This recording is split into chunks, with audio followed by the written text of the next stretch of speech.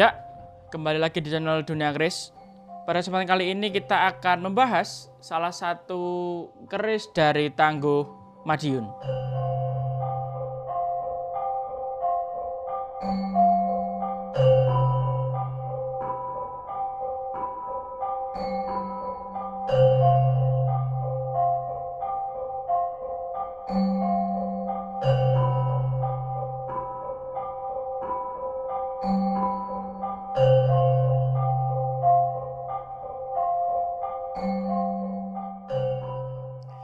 Dan seperti inilah penampakannya pemirsa. Penampakan dari sandangan atau warangka yang dimiliki oleh keris dari Tangguh Madiun yang akan kita bahas nantinya. Kita mulai dari deder terlebih dahulu. Dedernya, jika kita lihat secara bentuk, deder yang dimiliki oleh keris ini bermodelkan Yudhawinatan gaya Surakarta dengan bahan kayunya kemuning bang dan garap atau cuket yang dimiliki oleh deder ini cukup dalam, namun memang tidak begitu detail ya. Jadi untuk cukitannya dia tidak ngerawit, bisa dilihat dengan seksama. Tapi masuk ke dalam kategori deder yang bagus karena dari garap proporsionalnya dia masuk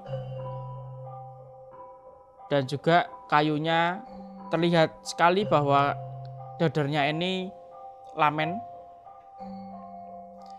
dan dilengkapi dengan mendak kendit dengan permata sintetis.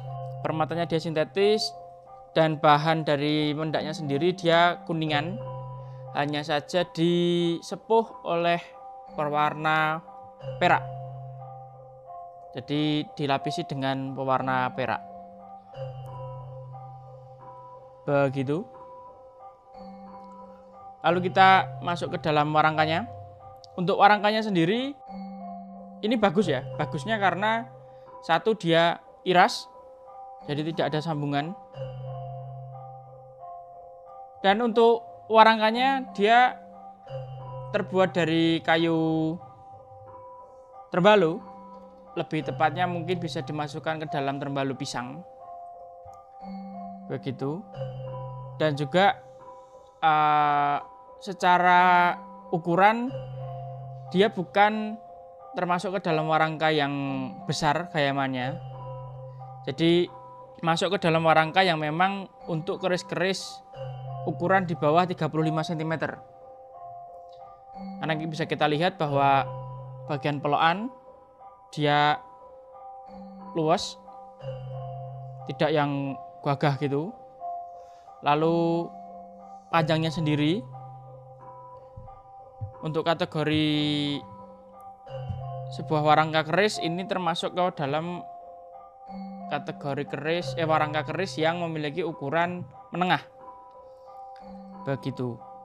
Dan juga untuk warangkanya dia dilengkapi dengan pendok berbahan kuningan dengan model blewah polos tanpa ukiran ataupun tatahan di sini di sampingnya. Dengan kondisi yang masih cukup oke, hanya saja masih terlihat sekali kesan lawasannya. Dan minus ada pada bagian bawah. Nah, ini minus ada pada bagian bawah. Tapi tidak mengurangi daripada estetika secara tampilan untuk sandangannya. Begitu. Saatnya kita masuk ke dalam inti pembahasan di mana kita akan melihat atau menilik keris dari dalam warangka ini.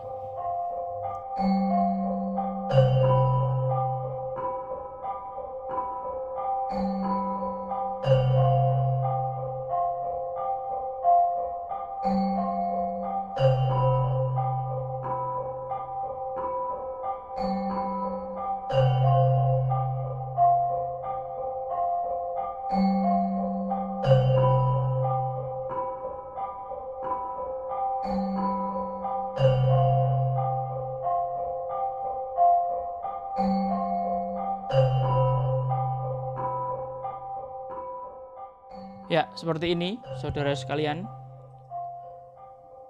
Keris yang kita bahas adalah keris Kebulajer. Dengan dapur Kebulajer dan tangguh Madiun. Untuk keris Kebulajer sendiri, dia memang memiliki ciri khas pada bagian gandek. Gandeknya dia tinggi dan hanya terdapat pejetan saja. Bagian ini adalah pejetan.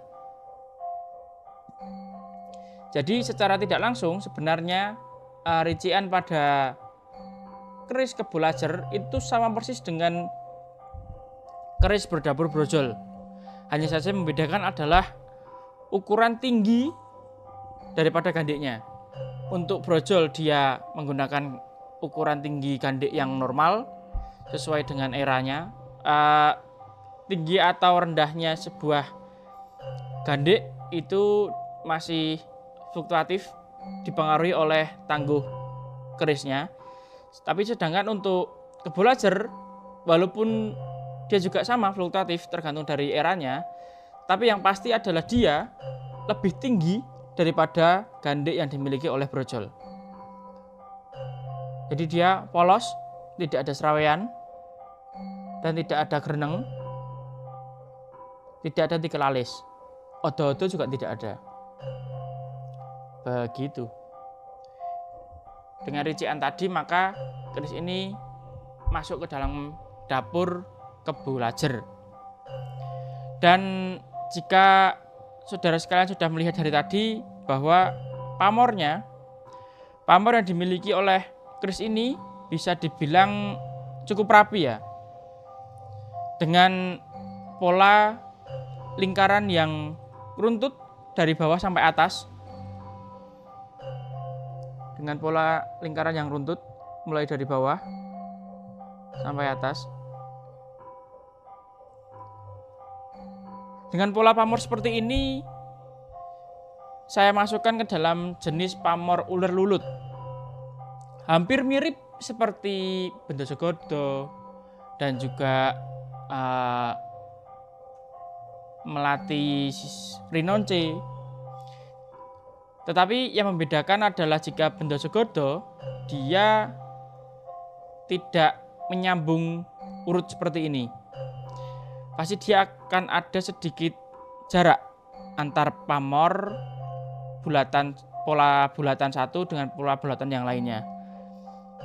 Begitu. Dan kalau Bendosogodo lebih enak jika kita sandingkan dengan Jongi Sidonyo. Lalu untuk pamor melati Rinonce sendiri, dia harus pada bagian tengah harus ada pola pamor yang menyerupai tali yang menyambung antara pola pamor bulatan 1 dengan pola pamor bulatan 2. Begitu untuk perbedaan antara Bendosogodo, uler lulut dan juga melati Rinonce. Dan secara tangguh sendiri seperti yang sudah kita ketahui dari awal video ini bahwa keris ini terbuat pada era tangguh Madiun, di mana pada era Madiun memang biasanya garapnya dia kaku. Dia kaku, tidak bisa seenak seperti keris tangguh Mataram, keris tangguh HB. Jadi dia garapnya kaku. Dan juga yang sangat mencolok adalah materialnya. Biasanya orang-orang Tosanaji itu sudah sangat hafal dengan karakter besi yang dimiliki oleh tangguh Madiun.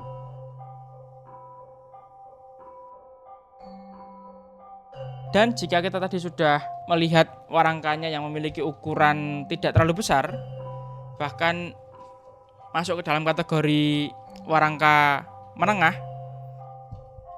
karena memang disesuaikan dengan bilahnya, yang dimana untuk bilahnya sendiri dia memang tergolong ke dalam keris penengah,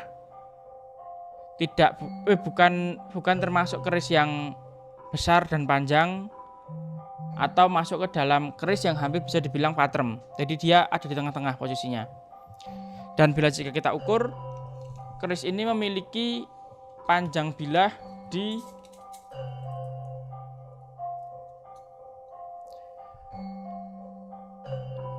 34,4, hampir ke 34,5, hampir 34,5. Jadi masuk ke dalam kategori keris yang memiliki ukuran atau panjang bilah yang tidak terlalu panjang dan tidak terlalu pendek. Untuk gonjonya sendiri,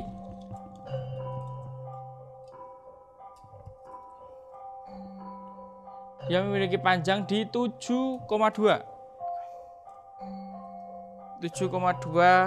cm.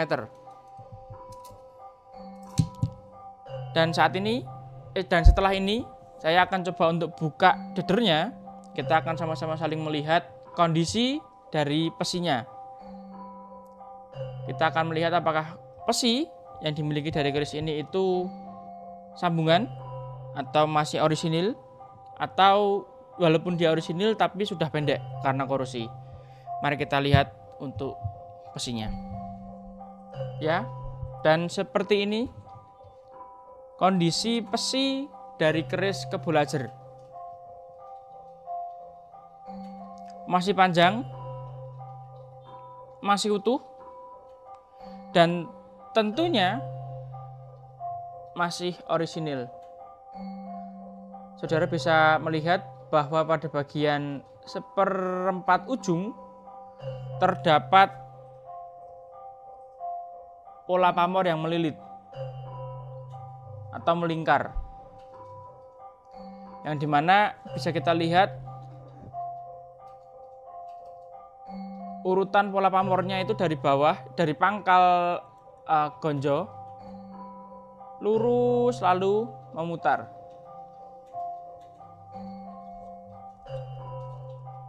Nah, sampai dengan ujung.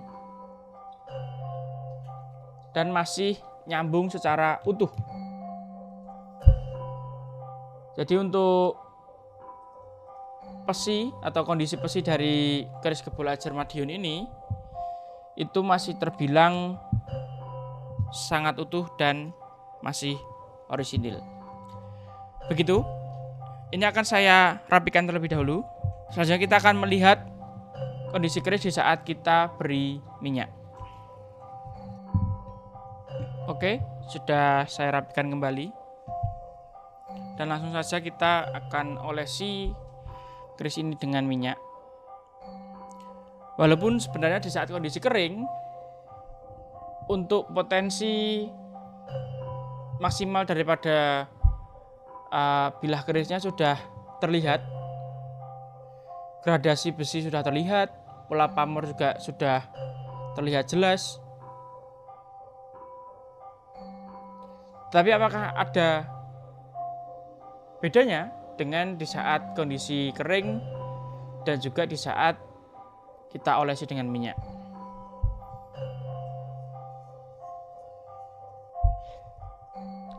Dan ternyata berbeda antara kondisi bilah keris ini basah dengan kondisi bilah ini kering.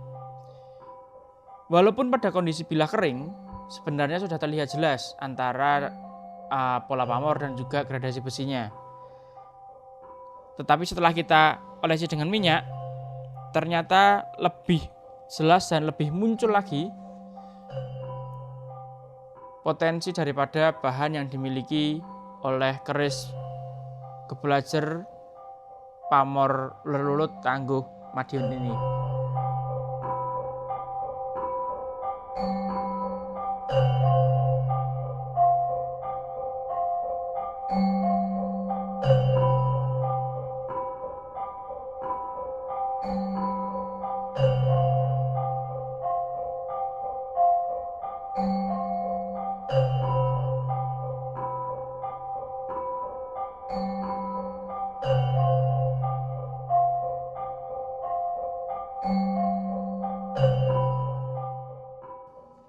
seloroknya juga muncul,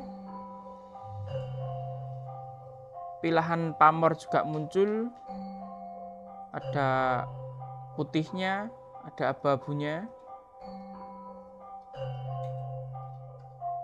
Kita sandingkan dengan kondisi bilah kering. Ya, ini kondisi bilah kering, dan ini kondisi bilah basah. Oke, akan saya tuntaskan terlebih dahulu untuk pengolesan minyaknya. Dan tentunya bagi panjenengan yang tertarik dengan keris ini saya maharkan ya. Jadi monggo jenengan bisa hubungi saya di nomor yang tertera di bawah ini, di kolom deskripsi tentunya. Atau jenengan bisa kunjungi sosial media akun Dunia Keris. Namanya juga Dunia Keris. Jenengan bisa cari saja untuk di Instagram, TikTok, dan kami juga punya website namanya juga Dunia Keris juga. Jadi bisa jenengan cek setelah melihat video ini untuk mengetahui keris apa saja yang kita maharkan. Mungkin salah satu dari keris yang kita tawarkan ada yang berjodoh atau ada yang cocok dengan hati panjenengan. Mungkin segitu dulu untuk kesempatan kita pada video kali ini. Dan yang ingin menanyakan mahar atau memfollow up lebih lanjut perihal keris kebul laser ini, kita sambung di WhatsApp atau di DM sosial media. Sekian dari saya, terima kasih, semoga bisa bertemu di video Dunia Keris lainnya. Salam Rahayu, Rahayu, Rahayu.